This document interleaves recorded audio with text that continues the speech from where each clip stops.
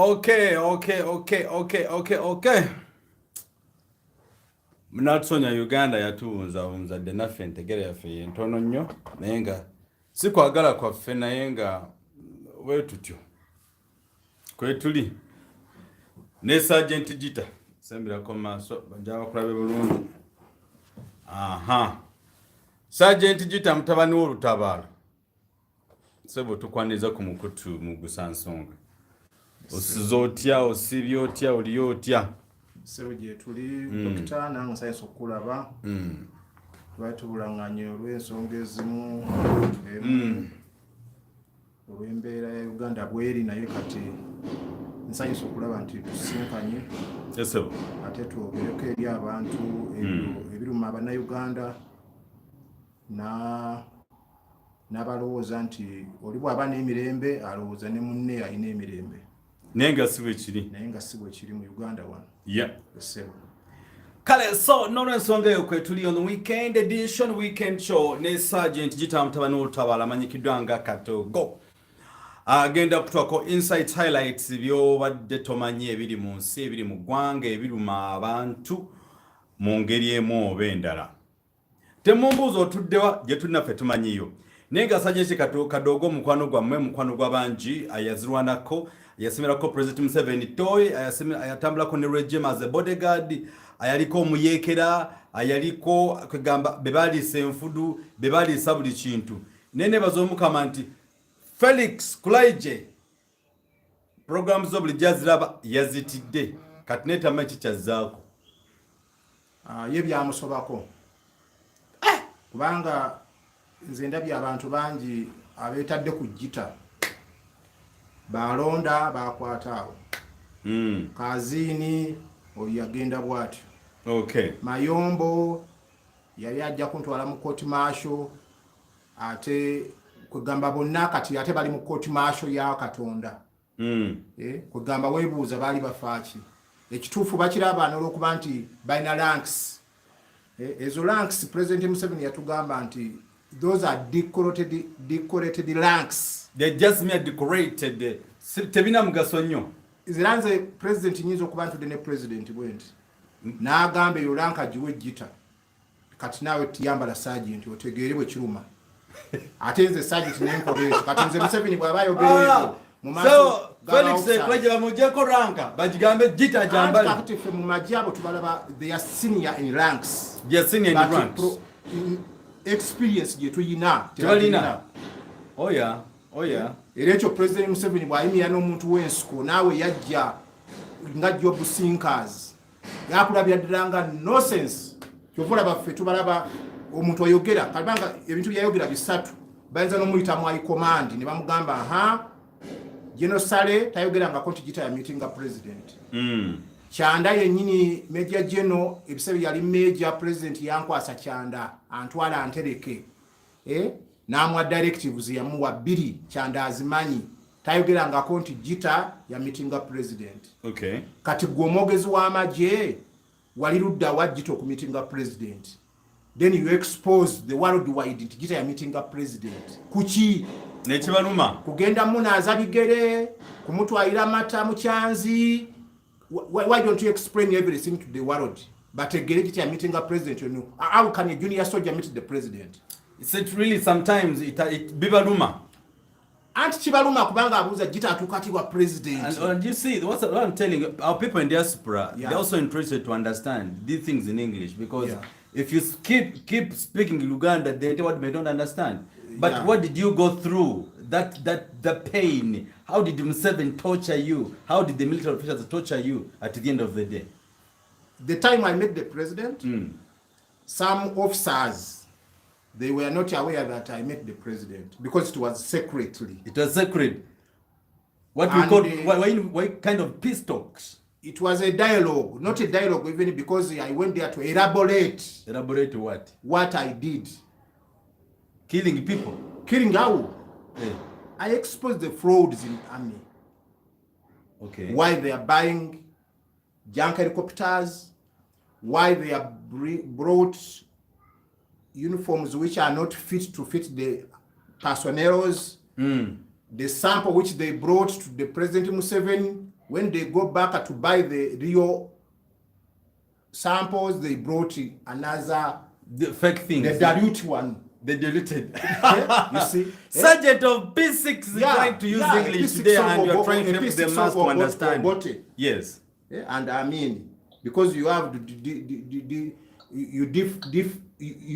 have to I hear nowadays that Amini and Obote, they were not fit to be the president of what? Amin and Obote. Yeah. That is Museveni's assumption because of recent this week he said, no, no one has authority to open up either statue or a school, either memory in the commemoration of the former president Idi Amin Dada. If he said that Amin was a dictator, a bad man, why is he going to attend the ceremonies of January Room?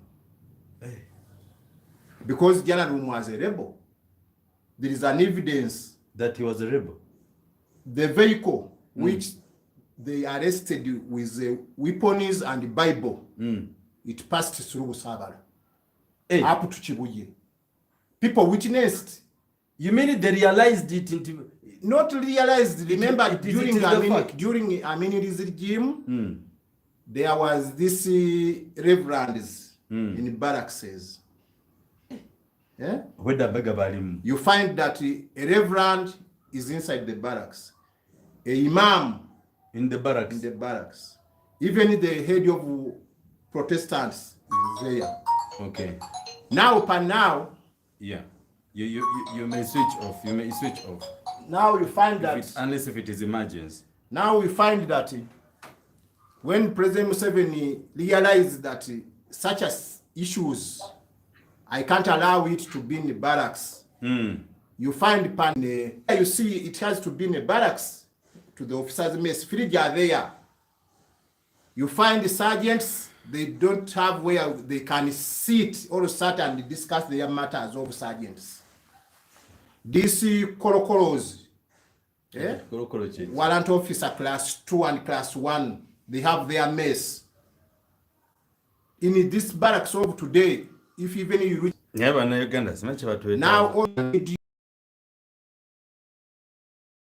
left children, left widows. Now you find that is what they call hatred. Of which now you blame Amin. And Amin never lead President Museveni to do that. Because the time President Museveni was a minister, is a researcher and officer of Obote, Amin was a colonel. You see? The day Amin make a coup d'etat to remove Obote, that is the next, it was on 24th January 1971. On 25th, that very night, Mr. Museveni, he freed the country to Tanzania. Now I wonder why the researcher officer blame Amin. You see that? Yeah. Because there are some people here in Uganda who praise Amin. Even today they say we are going to bring back the dead body of Amin. People can make a line on the and according to the law of Muslims, it can't be. Even the cops until they follow the Quran, what are they saying? Mubaje died in Singapore, Mubaje will be buried in Singapore. That is the law. Quran law. Those are Muslims. You see? Yeah? But now, Amin, he played his role. Obote, he played his role. I hear so many things. Obote killed Ugandans. What? Yes, he killed. But the issue of Luwero, I was in the Luwero war. I never seen Obote come with AK-47 to kill anybody. Except his army. As of now, as you see, UPDF is now in the Congo. Now, who is the commanding chief? Museveni. President Museveni. Which means whatever done in Congo, whatever is being done over there, all killing innocent people, that they are ADF, you may find tomorrow they will blame President Museveni. Not Diko Room. who's there. Neranga cheche chitufu gwe baba blaminga kuba yali mu kintu. And he's the president. Now the people, all the people died during that's why you see President Museveni blame he killed. But when you see the vehicle where they killed the General Wumu, or Yema Erinayo, who was an IGP and he became a minister, or Boso Fumbi, those people, they killed them. The state agents, CG Research Bureau, as you now you see intelligence, same way you saw and whatever. But by that time, the people who killed those people were intelligence personnel. Nabo Uganda baweka abamu otherwise. You see? Oluzungu luyitiridde. But now, I reached in Chitugumu, the place called Muchweni. Watoke Chitugumu, kifo kye bayita Muchweni. Now, that's where they buried that man of Archbishop General. Jebaziko oyo nga bamuziika wa. Then I reached in Rango, where they buried this, the place called Pulongo. The place where they buried the Lieutenant Colonel Oriema Erinayo. I reached in Tororo the time I was chasing this Sirakwena, Ali Sirakwena. Inejito wangadde mu ntalo nawe. Nelakwena wamulwanyisa. We reached Tororo, ni badama there, Nagongera Kisoko where there. Then we find that house. This house was for Minister Ofumbi, and they don't want us to loot anything. They said because what we know, our boss was on the other regime. They told us don't loot anything, even a chicken. This is the house of a minister, or boss of Fumbi. Then we pass. No matter which. Now it was an order. But I remember Nirida, our leader, they looted the house of Obote. You see? Now you won. Yeah. It means that they hated your Obote than other people. That's why we fought in Ruwero, because we fought to Obote and Rutwa. You see such issues. Yes, sir. Which means even tomorrow, even if President Museveni is leaving or he die today, they go to Lyabacholi and loot everything. Nga makuru gacho singa ne mutubuhabulu avambula mwense. Ani agenda okumubba banne oba abalala. Do you think all the balalo like Museveni? Ekyo kikulu nnyo. There is a small group of balalo who have benefited from this regime. And there is a group of balalo who are totally poor. Even you reach in Swere, you reach Kasari, you reach Buremba, you reach Kasonji, they are there. They don't have anything. Let me tell you, this general who died recently, when you reach that area of where he buried, yes, he grabbed those lands from Baralo. And he died when some of the people who were complaining about that land, they are in Chamgura prison. They are there. They have spent there 20 years. Bananye nitaka elio mugezi General has arrested. He has powers to arrest. And even to shoot. Katenaku zino obali mene katondo obaya akola bwa sikali ngagulira ko Polo Kechi nange awasimanyi. Is an RP there. Generals no longer existed. They're just in the level of RIP. RP kitegeeza Regimental Police of God. RP. Nemo police minaga amateka. In army. Regimental Police. RP. You have to go up there. In heaven. Then do you know that Kazini received him?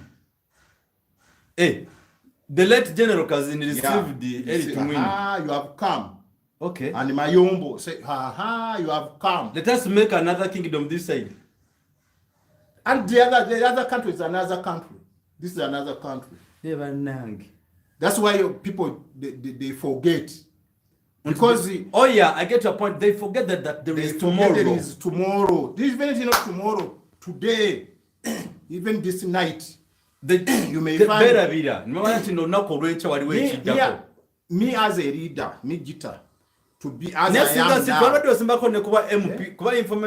Me as Gitta, yeah, I cannot blame the other leaders who have passed away, like Armenian, but I just forgive them and we continue. Which are bad day. That is the way, because this we on journey. Oh yeah. You see? Oh yeah. But now I have had the RDS of Rubaga Bulora.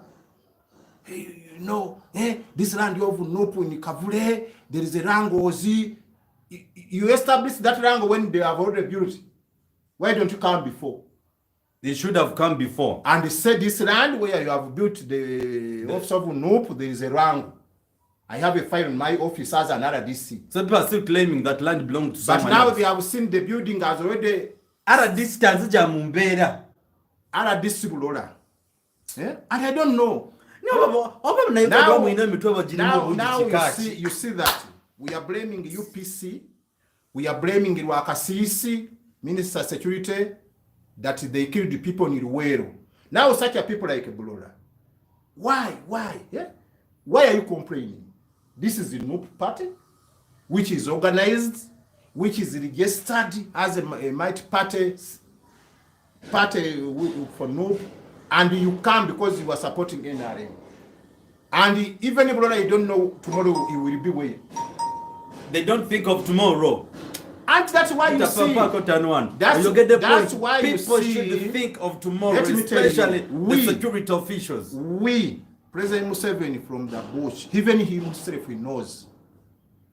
He taught us all chapters of political arena.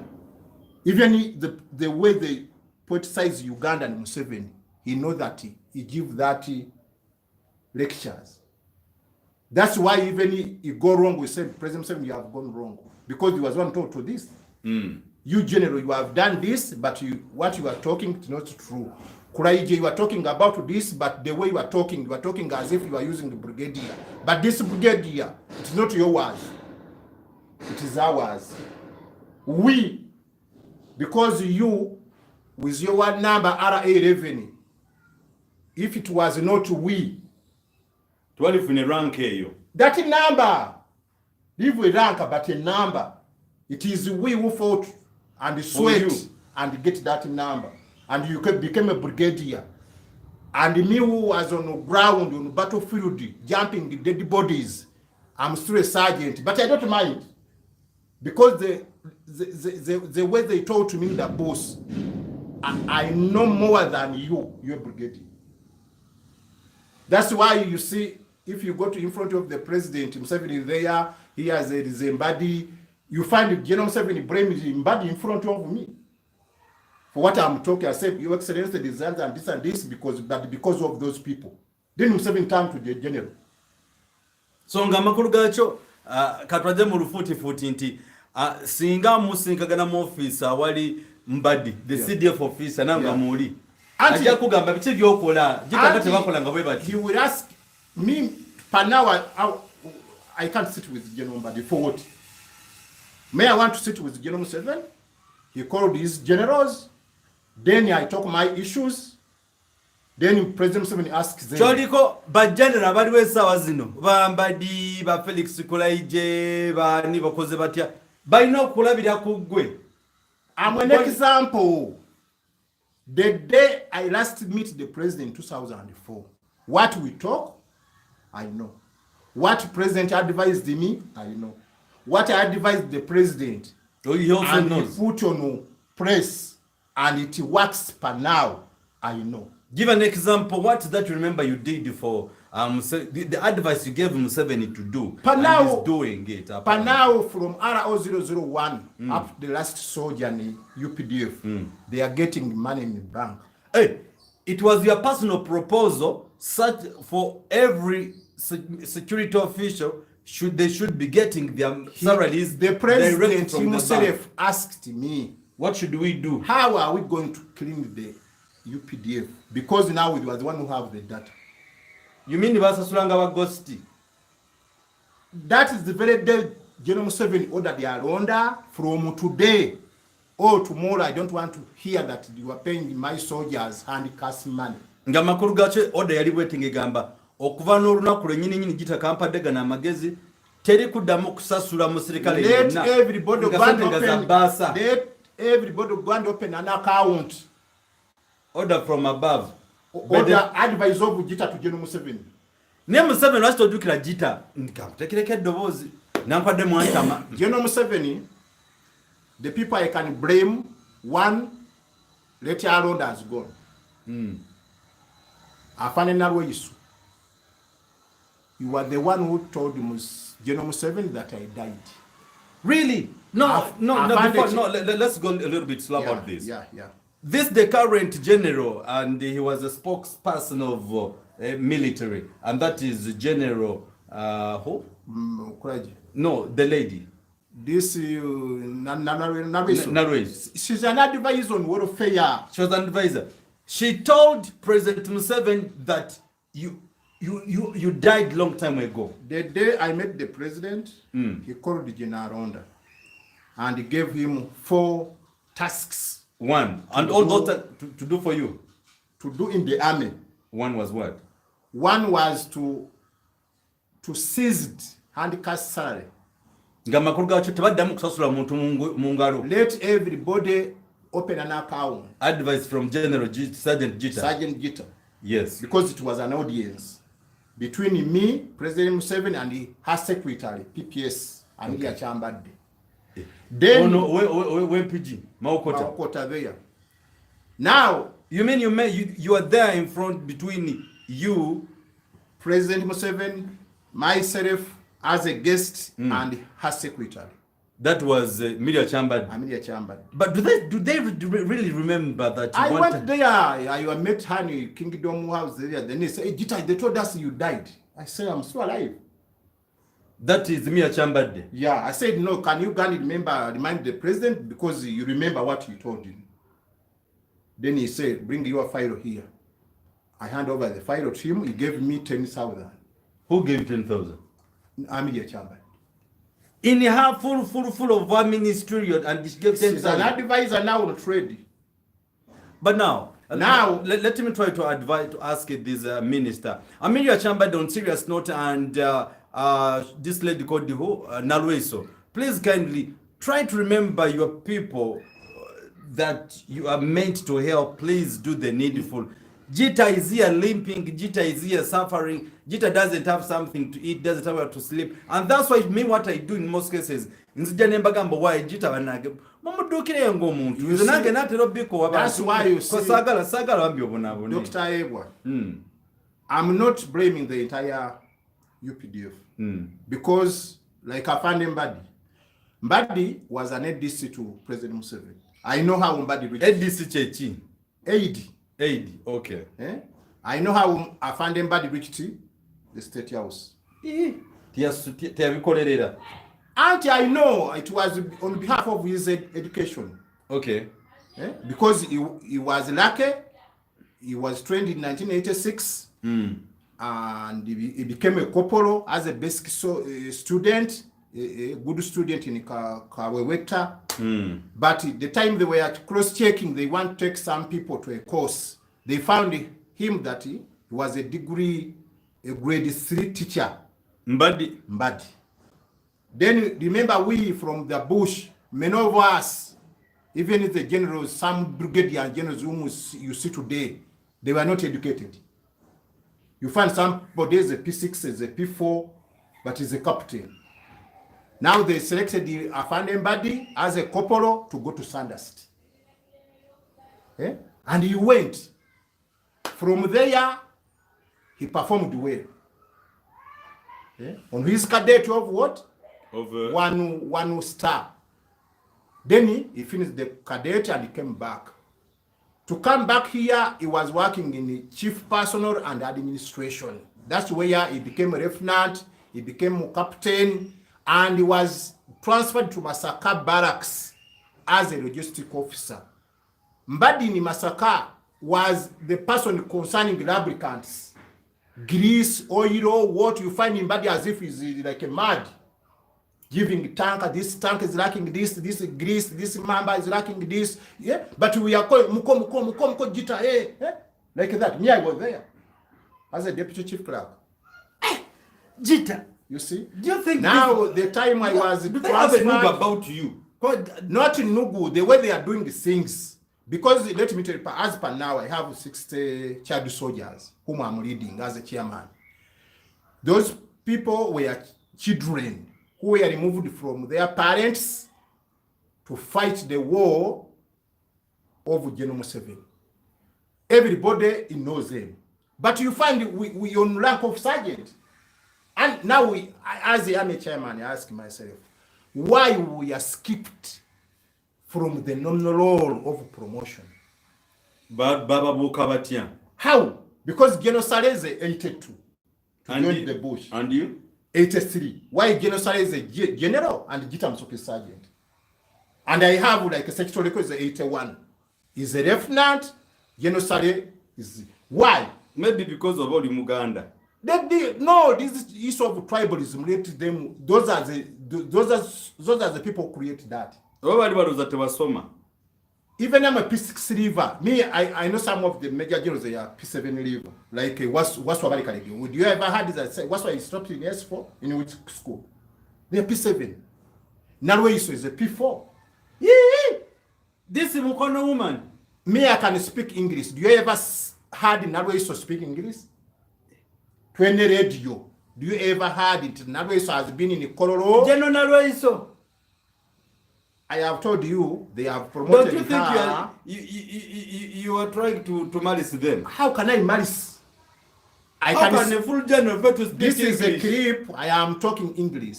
Okay. Whether it's spoken, whether it's not spoken, but have you ever heard any day Narweso speaking English? 20 ceremony? Isn't she your boss? Which boss? He's an 83 and also me am 83. He's a lieutenant general, he am a sergeant. You see? We came here in the government with rice. With barefooted. This is secretary. Not that rice. And barefoot. Now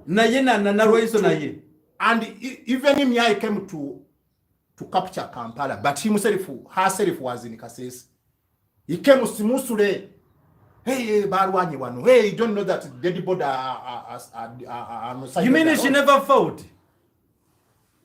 She's a fighter because he joined the bush, he went to Rwenzori, what, but to capture Kampala, me, I was among the units which captured Kampala. I was among the camps which fought in Ruwero trial, Abdul Nasser. Now I want to ask her, which camp did he? Because he was in Mundurani, High Command, so you get with the Njuba, so you in the Zizinga, so you what is, so you Sinki Bay. But me, I was in the camp, which fought. Chadgonza knows me. Chadgonza from Hoima. This is Major General. Yes. In Rwanda. An ambassador, so you defense attaché, he knows me. His unit, 7th unit, I was inside. Capture match in the barracks. Now, Narweso went to General Museveni when he was a captain. She was a captain. But now is a lieutenant general. But okay, in a simple way, yeah. How do you think she got all those kind of ranks and they left you? Narweso. Is it because she went to school? Is it because she was a woman? The problems of UPDF, the way they promote people, it is not on merit. If you come out to challenge them, they just say, take him inside. Now, you hear what I'm talking. The way you promote people. Let me tell you, I have about 90 child soldiers. They are in service there. They went back to Kadogo School in Timbalala for study. Because it was a directive of the president. But do you know that they are there? Yeah? But now they have white hair. But their rank, warrant officer class 2. Remember, President directed those people to go back for study. With the reason that in the bush, some were grabbed from schools, some their parents were killed by Obote troops. Now President had that luggage that those are my kids. And he decided those kids to go back for study. We, the group which I have, as remember each other, Kadogo group, all of us were in operation areas. Our bosses, they don't allow us to go for study. But the other group, which I'm telling you, they are in UPDF. Some of them, they escorted Panau Genokanirugaba. The time was schooling here in parent school. P1. Akanto kaze mu Uganda bulungi. Abana abamu bali mu majje wano. Abala bali ku street. Basabiriza. Be baana be balonda mu bibinja byaffe bya NRA. Bakume mutabani wa president Genokanirugaba nga asoma ku parent P1. Which parent? Here Lohana now. It's now called Lohana. Okay. Near Pride Center. Pride Theatre. Pastor Nbanja is. Oh! We are somewhere else, Kanirugaba. The time was schooling there. The children who were escorting him as child soldiers of NRA, they are still sergeant. If you want to witness this, we are now alive. Go to the YouTube and cross-check birthday of Muhozi when he was 12 years. Inside there, you will find the Kadogos of NRA. President Museveni giving them cakes. Now, if you said that... You mean some of them are still alive all day? They are alive, I have their names. Abali ba escort ba Kainerugaba? Matovu, Akim is still alive. Wali. He has a korokoro. Serwada, there is someone who has counted a dead body in UPDF database, but he's alive. Bamanyingo mulambo. And that is mercy. If they can mercy Gitta and tell the president that Gitta died. Now the person who said, I found it receive. Hey, you have robbed. Hey, you told me I'm a rob. Hey, they sent a message. Somebody died. That is the mercy of the army. If you can be with your army number, which was given with the director of records, and somebody say your number, it is not yours. It is for dead body. My number. Because they want to cheat my number to give to a son of so and so, then they gave a trader number. Do you know that in this army there is trader number? Trader number is 6 figures. RA, then they give you 27. RA 27 is 00000. I have my 4 figures. I fought from the bush. Now that one, they don't want to promote you. Now you start as if you were a new soldier. Oh, you are no longer a busuo. All of that malice is there in UPDF. But now if you come out to criticize about that, Gitta is a mad. You know he's a mad. Do I ever seen me stoning someone and you say Gitta is a mad? Remember the day I met the president. The president told me, Gitta, you are welcome, but let me tell you this. Your bosses, they came here and they told me that you were a mad person and you admitted at the Butarika. I look straight away to the president like this. You looked him direct into his eyes. Auntie, I know him more. What am I hear some people, they are, even his advisor, they fear President Museveni. In which way? Did he have stones on his head? He's Museveni. He has red blood. He has everything. He has ears. He has a nose. He's drinking milk or some I'm drinking water. Okay, I asked the president, this is open criticism. Who told you that I'm a mad person? Museveni ani yakugamba nagwe ddalu. No, your boss, your excellency, you are the one who told us open criticism. Tell me who told you that I'm a mad. And today what we are going to talk, I want to how do you call it? Chize mu Luganda. Njagalo yabulemu omulalu n'omulamu byayogera. Yes, I want to, in other words, you told President Museveni from downwards, I want to differentiate between the mad person and the normal person. Then you spoke. Do you know you spoke it as a normal person, you spoke as a mad person. Do you know that President Museveni, on our dialogue with him, he wrote about 20 pages about my issue. Nga yawandika bwati. Ichesti awami ya chambadde. Yamukugoba kunagamba chambadde gende. We are talking military issues. to modernize the army. Me as let me tell you those you people. You people who want to know me very well, go and ask General Sale.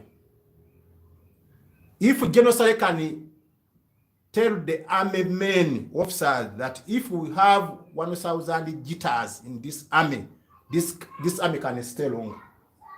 Nga makulu gacho banamaje bano bagamba betufuna abantu just nga Sale agamba munne officers agamba officers bane singa tufuna basaje kitanga 10 this army can stay longer. Even if we die tomorrow, this army will stay. Kurwa mazima go nobwenkani buyagaza kati goli obiyisomyewa gana majasi kusoma president Museveni yagenda musukulu yali mujasi bana is an intellectual man who is now leading Uganda for 40 years or 40 or 30 or 42 now, and he's still leading. How many vehicles did Museveni have?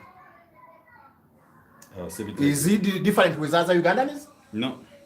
But why? But now what about Gitta, who's footing from Nigada to where I am? Am I mad? I'm not a Ugandan?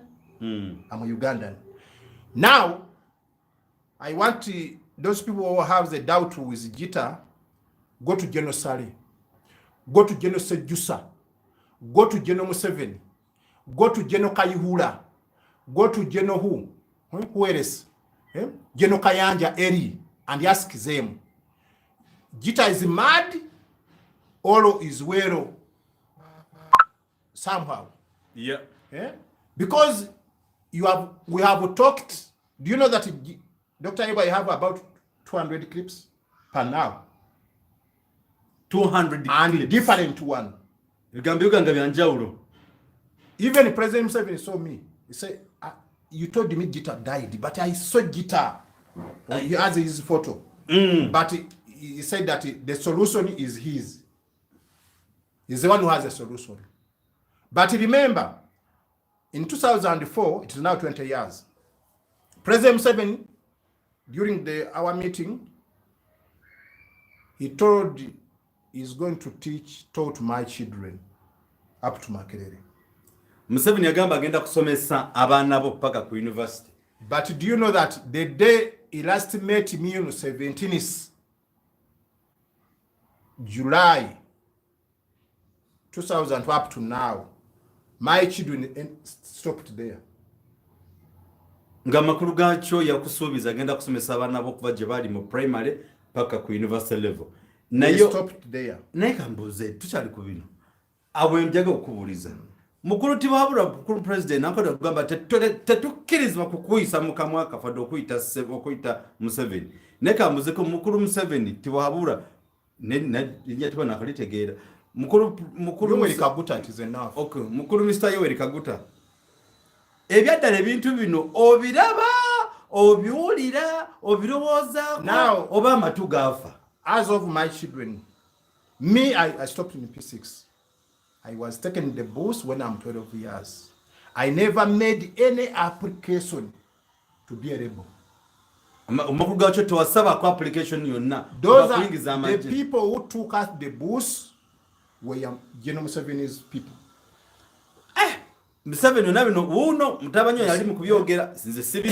And we fought the war as uneducated children. And again, my children, they failed for study. What do you expect? Are we building another generation, or we are building a terrorist generation? That's automatically a terrorist generation. And not only me. Why don't have that's why you see they are creating Ugandans a Uganda country to another country. So for that, and now they know that you are leading Uganda. But do you know that tomorrow there is another Uganda inside Uganda? Okay, so in other words, you people watching us live right away, I don't know wherever you are, we appreciate everyone. And today, because we've been not struggling, we've been trying to teach Gitta English, but I'm very glad now we can speak English, and now we can. no, it can accelerate up to 2 to 3 hours speaking English.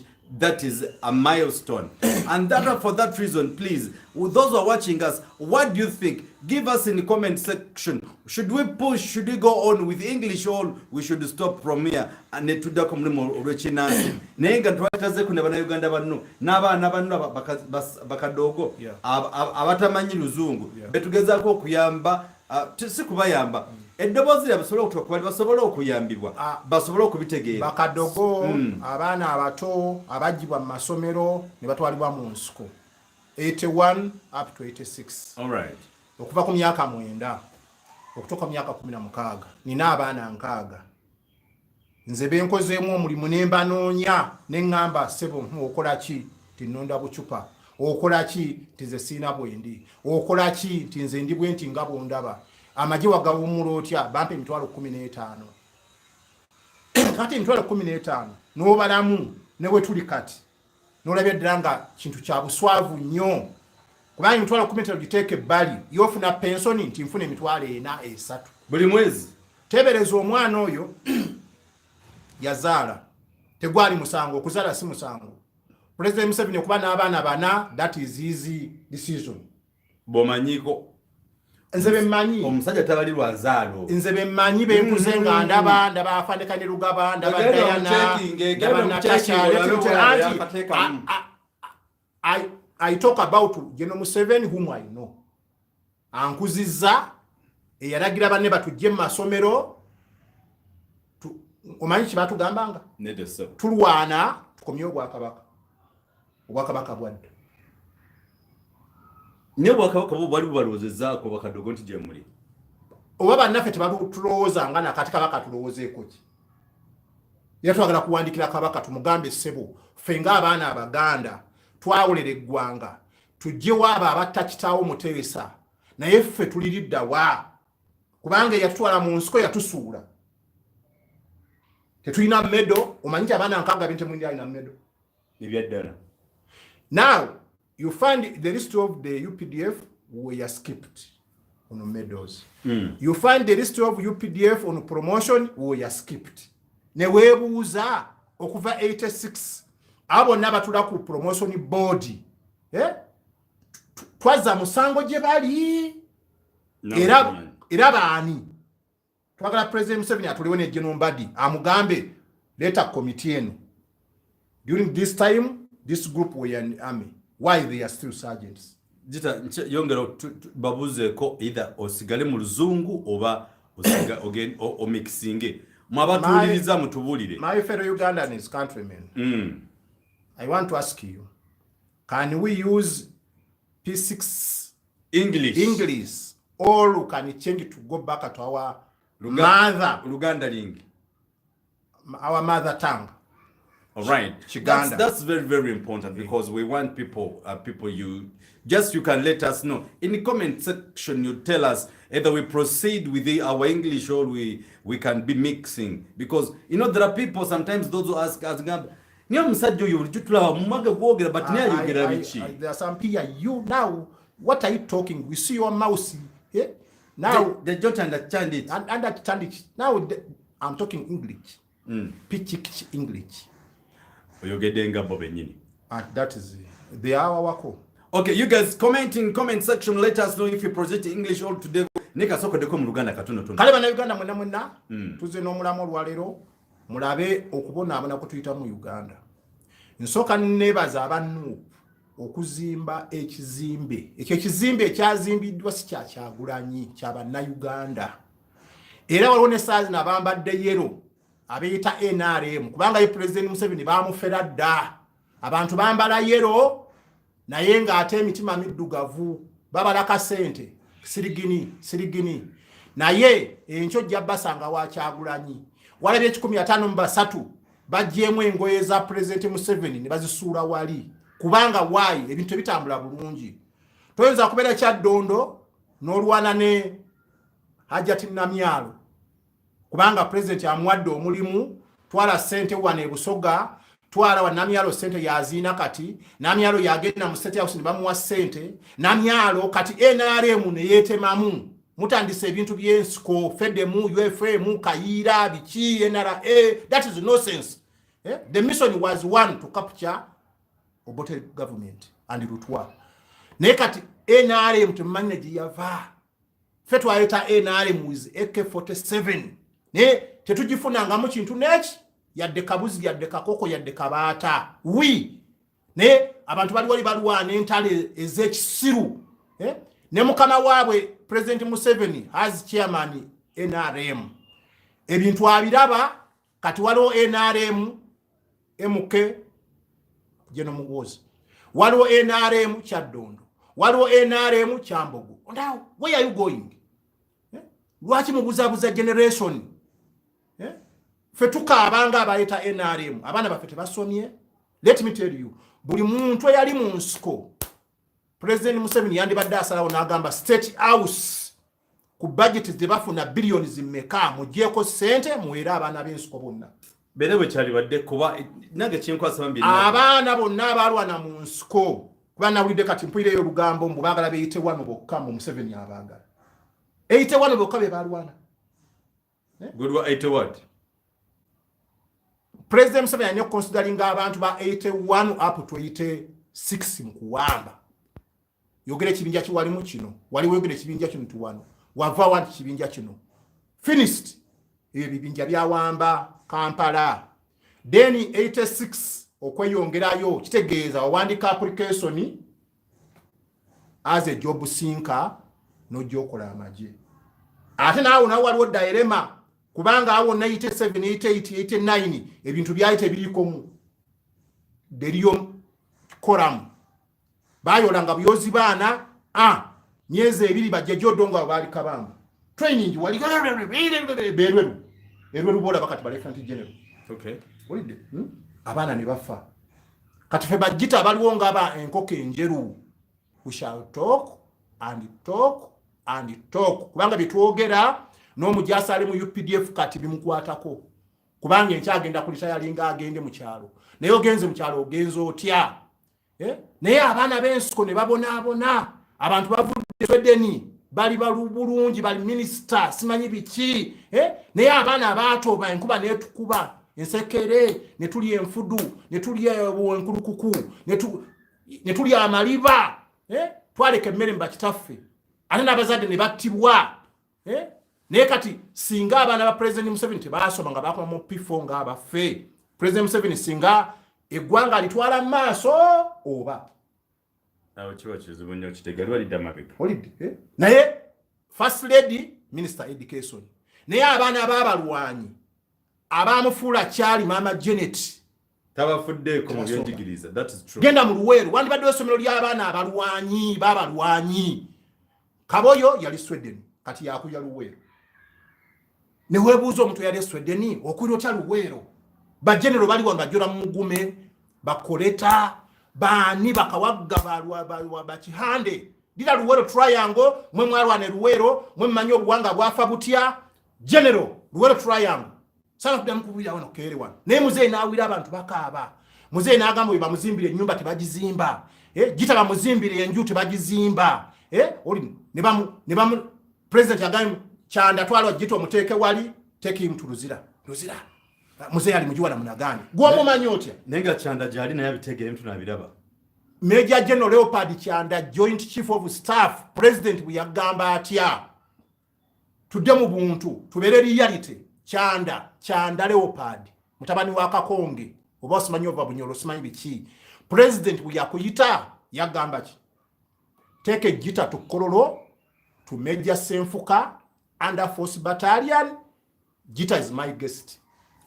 Genda mustowa yange ye Katabi omwali mukola kati simanyi Defense Kano Mumba kati is the director personnel in SFC mujeye mmere mujiwenga Gitta is my guest. Nali mugenyi wa president ngwa mukozi we nga yozalumu wasula oba naliyo papasire with a purpose. Kyanda bwe nakusanga nganveruzira wangamba nsonyiwa sage nakubwira president kubanga nali sobola kulopa alonda kati ago majeki open criticism was not active. Wano Liberia basindika, it was Liberia, which country? Nigeria, what? Sergeant bamusindika agendejeko government. Najijjako Sergeant do. Government we mala okugwa, ga general ne gagamba tuwo obufuzi. Sergeant n'agamba yiye mwe mwaganye mwatidde okufa. Nze Sergeant ne nnumba wali ku sigiri ekintu nkikutte ate mu kinzijjako bamukuba masasi. Sergeant do n'afanga ki? Naye kati kibi kye nakola ekitayamba amagye. Obanga let me tell you. Mu magye nze nagenda ku exposinga frauds mu magye. Yadde kulaji yagambye waliwo abaloopa n'abalala we bali. Kulayije gwe wali spokesperson ne Katirima ne Bantaliza njawo nakulu mu ngambire mwakwa report wa president amagye gali mu ghost soldiers. Mwengaba spokesperson. Kubwa. Ne president yabuuzanga, I hear in the army there is ghost, is it true? Emimwa enchane mwambala ziranga. Naye nga mukimanyi nti mu magye amagye tegali mu respect. Enamba abakulu bazitadde mu ghost names, osanga enamba emwe erimu abasirikale 5 bana, eri ggulu, eri kitugumu, eri mbalala, eri mbale, eri wa ku nambeji. What does it mean? Enamba emwe eri ku basirikale 5. Omulamu aliwogu abalampewo. Ebintu bibera mu magye mu ba spokesperson mwebali, you cannot reveal such a information to the president. I'm a spokesperson Kulaije Felix, your excellency, in the army there is ghost soldiers. Bakusale ko mutwe. Nera nkamuzina myumfu naye muti okufa. Kati nze Gitta nesaddaaka. Amagye ne galongoka emitwalo 210 passalary nga mubba bilioni 3 milioni 8. Ezo sente bache muzimbira mba orphans mu Luweero. Naye you hate Gitta, victim, Gitta is an enemy. He exposed us that we are thieves. Koti maaso ya Ivan koleta ne tumwine yali yaki. Era bakulu abagenda mu koti maaso bali Sgt Jusa yali akola probe committee yaki. President Museveni nalweso yalimu. Chamulesile yalimu. Salimu Sale yalimu, amama Mbabazi yalimu. Mwanzija mu safe house muntu wale mwaka akakiiko kola ki? Bali bagala kula bako. Mwantu wale mkakiiko nzo ntuza nti aba general sergeant. Era chairman n'abuuza, this committee is for senior officers. Why do you bring the sergeant here? General Sale n'agamba, if today we have Gitta here, let us meet Gitta as a colonel. As what? Colonel. And they did not even do the needful. On my report to the president, I'm a colonel. That's what also they told you. Now, they refuse to take him to the president and compile the report to me. That's why they told the president that I was admitted in Butabika. They have met Gitta in Butabika, but we found him in a good mood. That is the information you have get from him. Nenga tibantu tewa ewa munene nalweso nanvuga nankweke eweka subi jet ebigamba bino bya ddala oba nalweso nangamba bangambye nkukweke naye sikuzayo mu safe house nalweso general nalweso ng'alina emmotoka Corot UC 110411C. Oida, n'atwala makage. Mbwa nkwese. Oida. Kati nalweso wali ontwala makago kolaki. Oida. Naye nga tontutte maaso ga president. Nze nenkozesa amagezi gange nembula makago nengende wa president. Muze nangaba kama bangamba wagweddalu oli Butabika. Era president ku report gye mwakola kwe yasinziira ampe meja. Oh yeah. President nagamba Gitta, you deserve to be an officer. Kubanga ebintu byokola ne bakama abo tebabikola. And you are going to help me a lot here in my office. Kati waliwo bazara wisizaranka. Kati ndabo obusungu kwe buvuga obwa abantu abo. Kati waliwo banafuyiza. Era nabanafuya. Because me I done my work. Kayula is aware, Sgt Jussa is aware, General Sale is aware. kati n'ekirala kiri bwe kiti president n'agamba okay bwe yayita gye n'alonda omugenzi Nyakirima n'amugamba lwaki Gitta akyali sergeant abuuza general CDF ne yeebuzaabuuzaawo ino excellence no n'amuwa order kuze yamuwa nnya genda mu magye onoonye bakadogo bonna bawe captains batwale Jinja ku OBC officer basic course myeze kati abaana abo singa bayambala captain singa Museveni alina obuzibu singa zaazino bali ngati se brigadier biri mwena singa tutanga mutereza ekiwamba abantu ekita abantu n'ekibalama tukyamubanja n'abalala olida singa abaana abo bayambala captain mu biri mwena singa bakyali kolokolo mu magye kati nze abaana bonna bina kopolo sergeant mulimba officer aba mulimu sectoreko ne kasirivu avundira wali muzigo tujja genda yose mulabe n'emigadde officer aba bonna bali bakadogo sectoreko myaka 9 bamutwala mu nsuku ate kandoya tata wa muluka n'atuka mu nsuku bamugamba agenze kyabanku oyo ne bamukuba akakumbi kati omwana yalowooza ki amagye ne mugamugobamu tata mwamutta mwamutta sirasekale bobote ali bwayisa alonda buchupa. Those are the cases which I want to tell the president that I'm a chairman of Kadogo.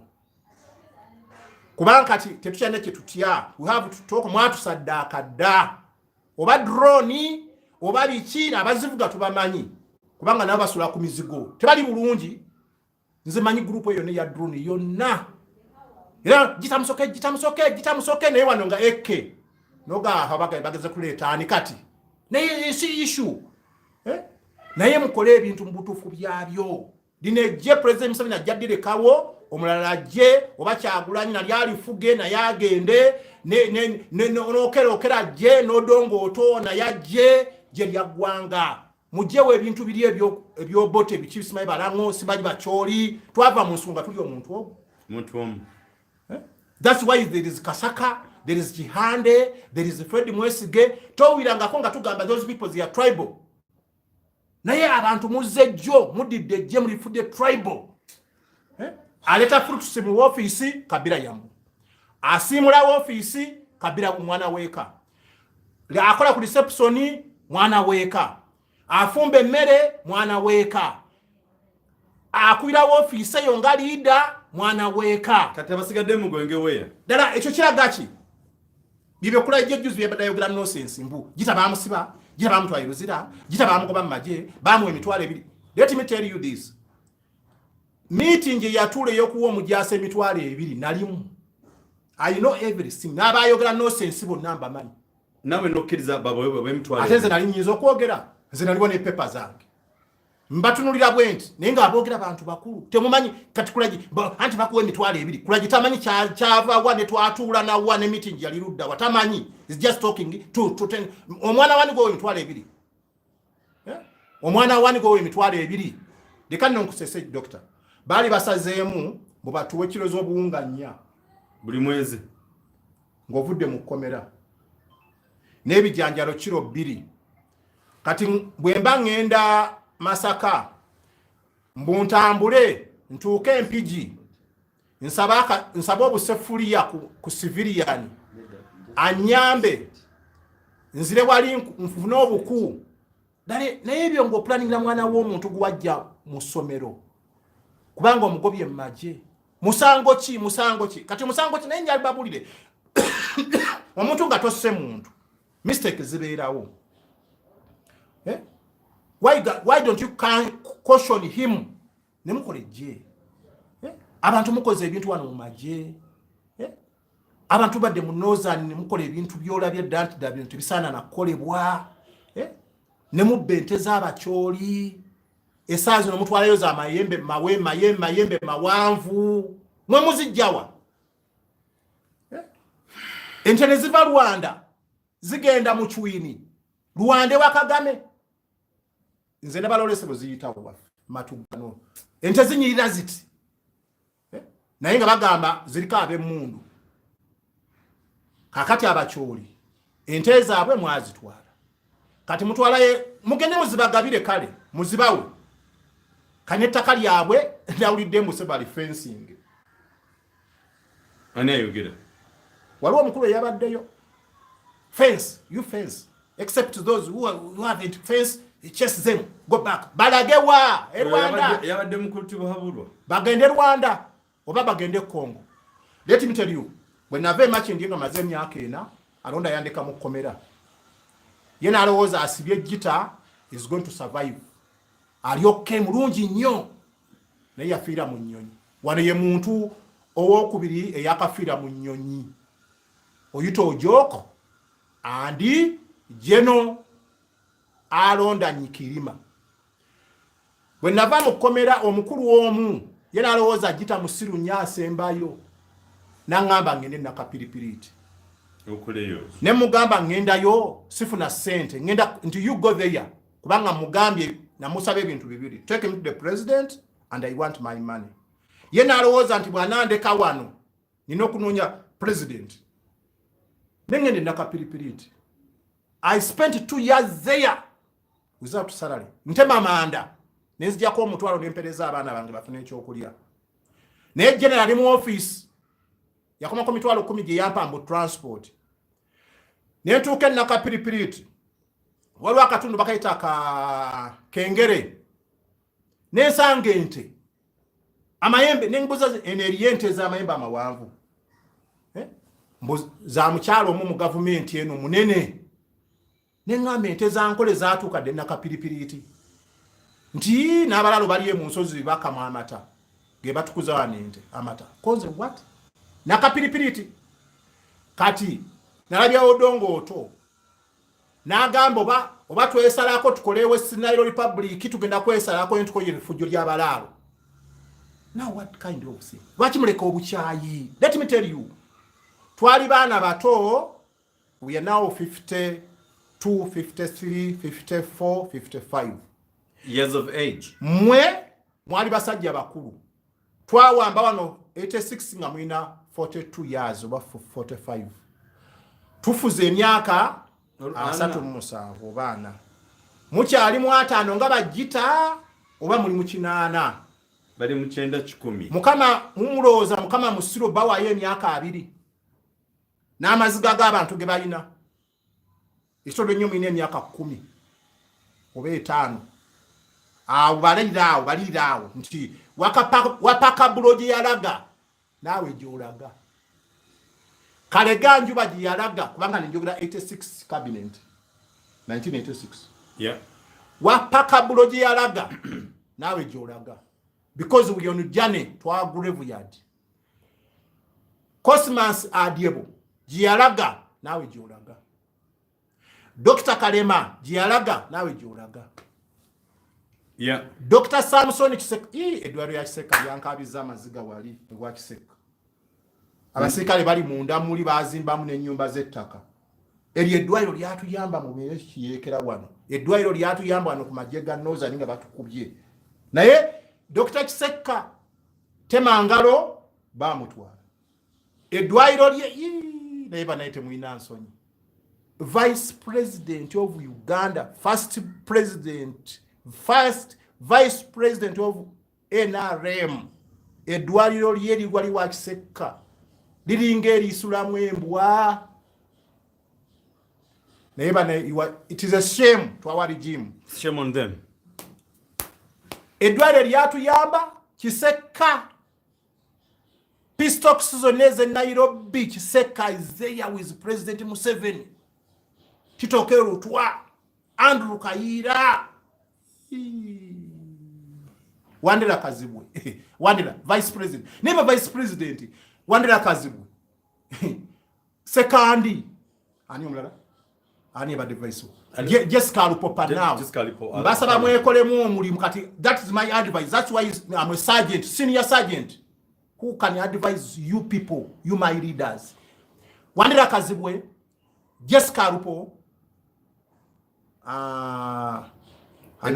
Edward Sekandi walumla Gilbert Bukenya mwekole mu omulimu obusente bwe muyina eyo mulumuza mweyo kuba mwina lumuza sente Bukenya oyineza kyogamu Jessica Lupotoli mwavu Wandera Kazibwe oyina sente ezafika ku bidiba mugende mulongose eddwaliro ya Kiseka waba President Museveni taliraba mulikuba ekifaananyi mumugambe can you add some amount ngaze yegatta ku katale ke Katuna market Kagame market muzimbe eddwaliro lya Samson Kisekka eryo eddwaliro muri kodi ya NRA eryatuyamba ne lwaki mwirabira obuchayi bwaki why you hate baganda fe twaleta wano President Museveni let me tell you we baganda sebe abana nkaga binda bona baganda all of them kadogozi ya baganda bebachalibo abala bafa abatasoma Kadogo school wazeya ngokimanyi nti Kadogo school President Museveni yasoka n'ateekamu Captain Katimbo n'ayogera ku mmere embi abakulu nga bagifudde kyakufuna manyi bo banoonya nfunira wa omanyi nti baamuteeka mu lisiti Mbugende eka President gwakwazise essomero Captain Katimbo where you are salute you gende eka go 92 genda ngabula basekitoleko musajja President amwadde captain ye eserere Satais battalion command officer sekitoleko yogola bwa P4 enyote efulumye captain naye oli omukula yajiwa omulaalo ya captain sekitoleko ne basiba olwamusiba retirement yetuuse 92 sekitoleko yuko wapi kitabu ndio toka kwenda nyumbani kwenye Dudu Luwero kwenda ne bagoba kati omuntu yali commanding officer alonda buchupa esawa zino sekitoleko twatuka yo wali wabera namulaba nate nkaka sante esawa zino kati esali nakabali nyalya tata we bamutta abayikira kakumbi alowooza taina tata amaje mwe bamukuliza bamugobamu now whom to blame President Museveni mbadi erweruhu Gitta nolwacho President Museveni emitu nebi wansuubiza sifunangako neki naye nensibwa kululuwo President Museveni I fulfilled my work.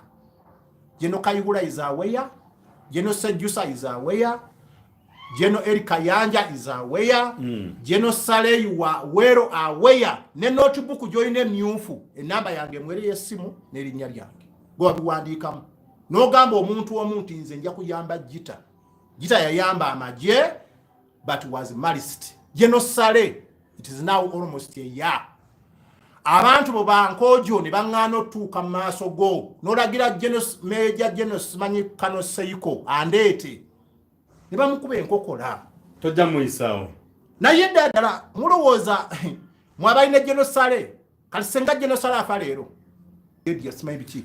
Okay, that's what Gitta, and therefore for that reason, I would love you to summarize when you're speaking English in the next 5 minutes. Okay, my fellow Ugandans. The most important thing that I want is, as you're summarizing, Chukulanya Makulu, your former fellow fighters, Abalimu North and people in diaspora, they would love also to understand what you've been talking in English for the last 5 minutes, such that maybe we can continue from here. That will be next week or tomorrow on Sunday or the other time. Because it's very, very important to update everyone. My fellow countrymen and my fellow Ugandans who are in diaspora, Denmark, Sweden, UK, Australia, Boston, Congo, Sudan, Rwanda, Kenya, because in Rwanda, you are our brothers, you know. Nyamuvumba, Dodoviko, Kagame.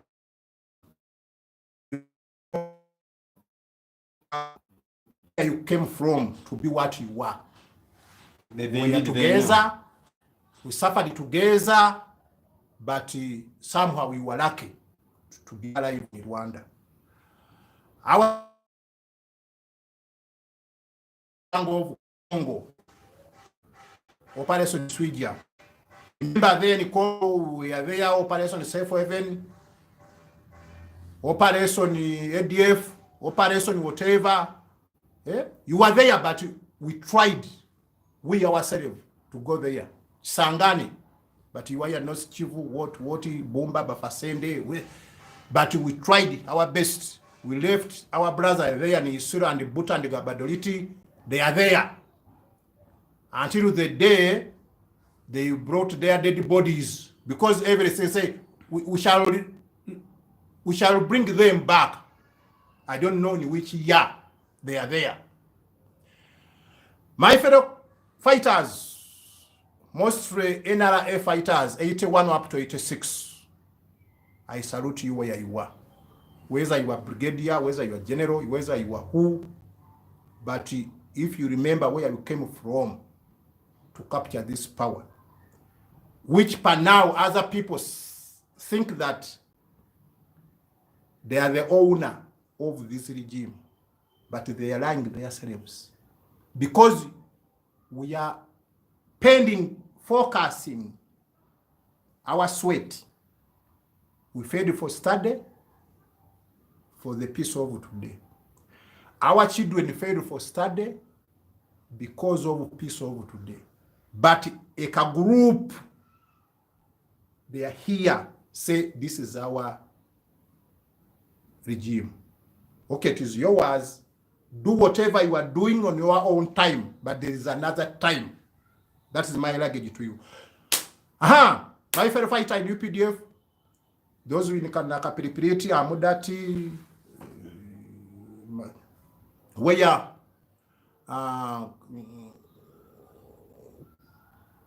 Kabong, Kotido, Padere, Kalongo, Epulongo, Muchwini, Ngoromolo, Rukungu, Eregu Bibia. You know, Doctor, we fought all of those areas as a foot soldier. No vehicle.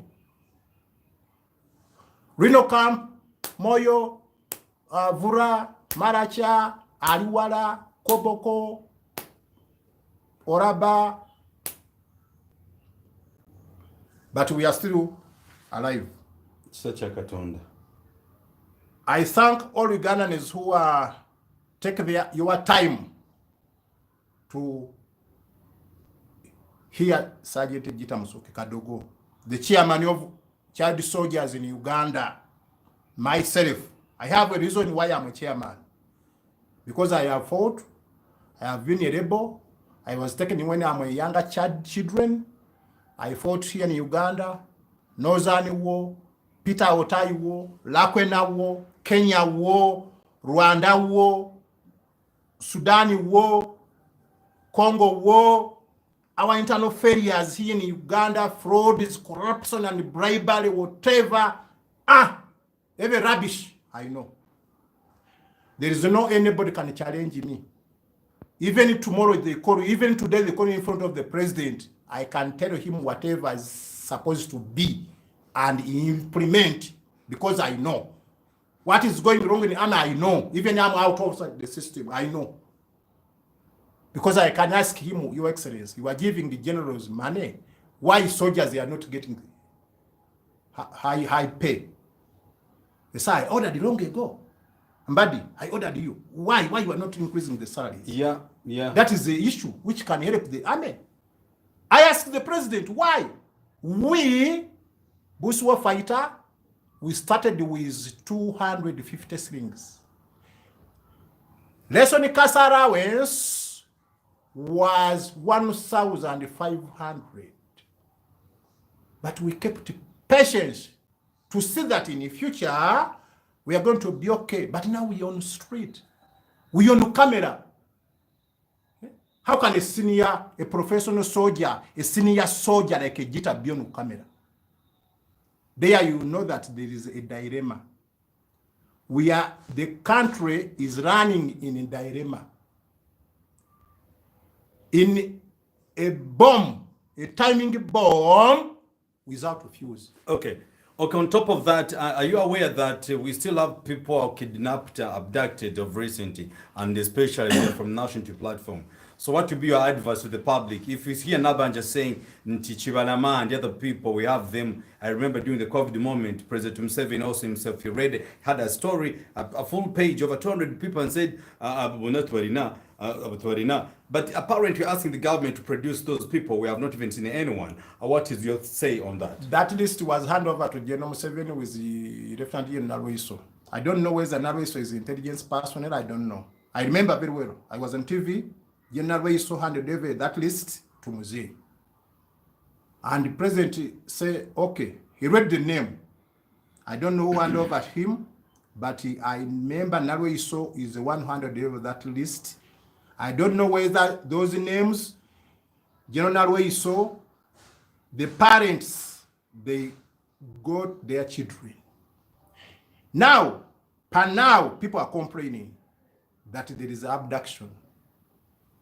They are taking innocent Ugandans. You find some people come to an area, instead of first report to LC1 as a mandate of NRM, to the police, nearby police. But you find somebody has got lost in the area, and you got the police, they said the vehicle has been there, they have taken somebody. And the police post of the area, they don't know who has taken the person.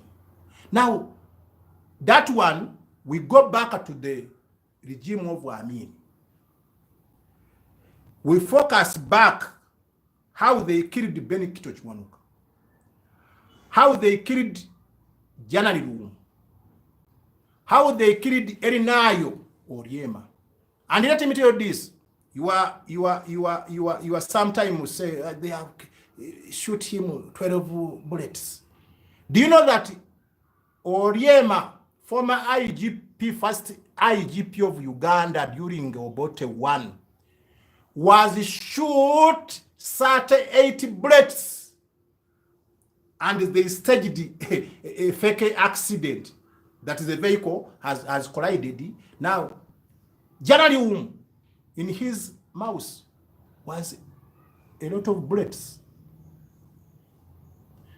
Oboso Fumbi, Gandiaski's son, who has been a Minister of Defense, Oboso Fumbi, the man was a lot of bullets on his body.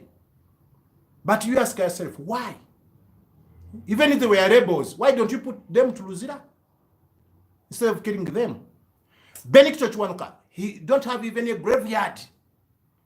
Now, you think about his children, widow, what. At least Oriema was buried in Ipulongo. Janarium was buried in Muchwini. Oboso Fumbi was buried in where? And remember, the dead body was taken and dropped there. Yeah. During that time. And the soldiers of Amini, they rooted everything. Open this one. Hey, do you refuse? I'm going to kill you. Open. The money was taken. What?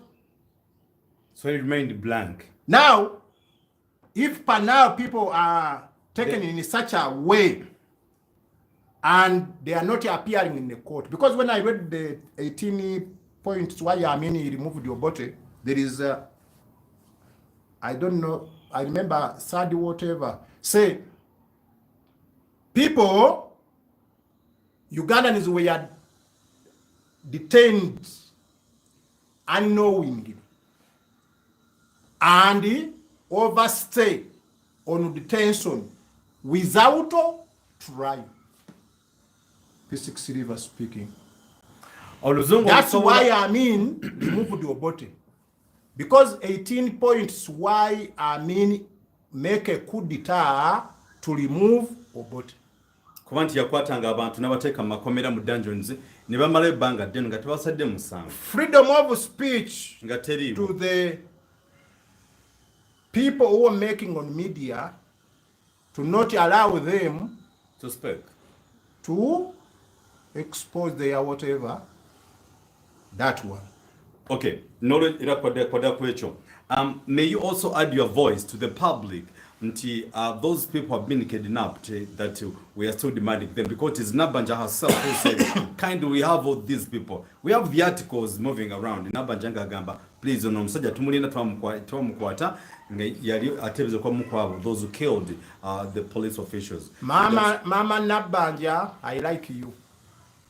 You like in the way she do her things? You were Prime Minister. Remember where I won that office? There was Cosmas Adiebo. I don't know where it is. You can cross-check and your file is there. Amama Mbabazi has been a Prime Minister. You can cross-check where he is now. Even you, today you are there. You are talking as if you are talking. You are not a security man. You are not a minister of security like Afande Jim Mwezi. You are not the head of SMY. You are not a director of ISO. You are not, I don't think that President Museveni was a mad to appoint Afande Charles Oluka or Birungi in the same way. Don't talk to a Ugandan who has got lost and you say you have him. You can talk today, but tomorrow you'll get where to answer such issues. That's why you see, you go to Rwakasis and ask him why he went to Luzira. The time of Rwakasis, during their regime, he went to Luzira and get a hole. And he planted there some mentally key pieces and put a handle, dirty. Whenever they brought here, they handcuffed you there. You lie down until, even if you want to go for a short call, they just open you on your handcuff and take you there. The time Museveni jailed Rwakasis in Luzira, the prison warder said, "Ha, Fande Rwakasis, you're welcome. We are taking you to your hall called Rwakasis." Cried there as if he's a younger boy. 1 year. Now Mama Nbanja, take care. This is Uganda. Today you are here, you are there, you are talking whatever you are talking, but remember, Ugandans are crying about their children. Absolutely. And we really need it. Get somebody, whenever he has a case, take the court of law. That's why President Museveni went to the bush. President Museveni went to the bush to fight such habits. Torture, illegal jails, kidnapping, pandagari, votes were rigged, such issues, corruption, tribalism. Now, what are you saying? Mbagalanyo, thank you very much. If you got this clip, share, click, subscribe. I'm Gitta Musoke Sergeant. Ate nongena go kwajukiza nti waliwo a page ya Sgt Gitta Musoke nankole chana muko issues mbadde saba page ya Sgt Gitta Musoke kandi naye mugende mu subscribing mu sharing akolwencha tujja kwa ne program ku Sgt Gitta Musoke page era tuwayemu same program tulabe nti tugiteka ketofali ku nseni ate nekyo ku bintu nate tubika ntino twaga tubika nti we need to help those people who can't be helped. So n'olwensonga eyo mbagaliza okubeera obulungi mwenna. Tubagala nnyo, temutukoowa. Ffe weetuli mu Uganda tetujja kudduka mu ggwanga lyaffe. We shall talk and talk. Bw'otayogera ofa. Bw'oyogera, bye bye.